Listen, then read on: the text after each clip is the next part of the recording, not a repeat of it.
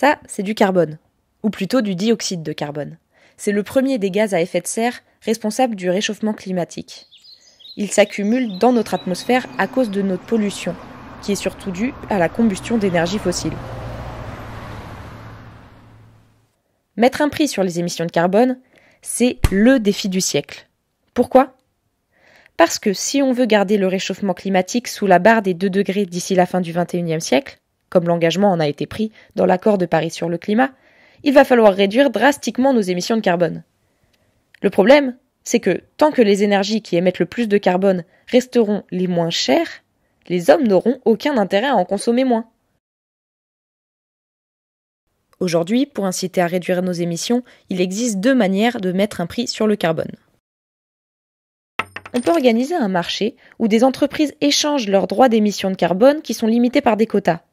Comme ça, les gros pollueurs doivent payer pour leurs excès et les plus sobres en énergie fossile sont récompensés pour leurs économies. Il existe un marché des quotas de ce type dans l'Union européenne. On peut aussi utiliser une taxe carbone pour essayer de rendre les énergies fossiles polluantes moins intéressantes. Elle s'applique directement à ces énergies fossiles et se répercute sur le prix des biens de consommation qui ont occasionné de la pollution. Ça permet de toucher les agents économiques non concernés par les quotas d'émissions. Aujourd'hui, sur les émissions mondiales de carbone, 12% sont couvertes par un prix. Mais globalement, le coût des émissions de carbone est encore trop bas pour inciter à un changement des comportements.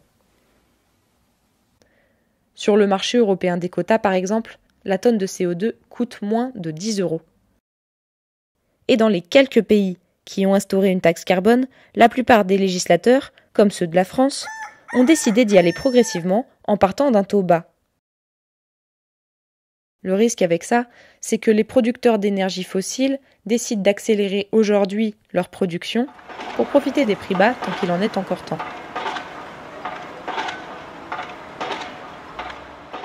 Bon, le principal problème de la tarification du carbone, c'est que les entreprises des pays qui veulent l'appliquer peuvent devenir moins compétitives que celles des pays qui n'en appliquent aucune. Et elles se retrouvent en danger sur les marchés internationaux. Du coup, la solution idéale, ce serait de parvenir à fixer un prix mondial au carbone. D'ailleurs, beaucoup de gens espéraient que la COP21 ouvrirait cette voie.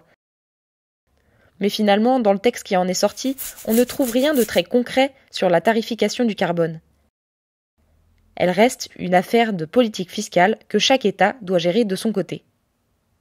Alors pour le moment, le mieux qu'on puisse attendre, c'est la création d'un environnement mondial où chaque État se sentirait en confiance pour mettre un prix sur le carbone, avec l'assurance que ses voisins en feront de même. Et c'est déjà un sacré défi, parce qu'aujourd'hui, certains pays subventionnent encore les énergies fossiles polluantes. Bref, pour relever le défi du siècle, tout reste à faire.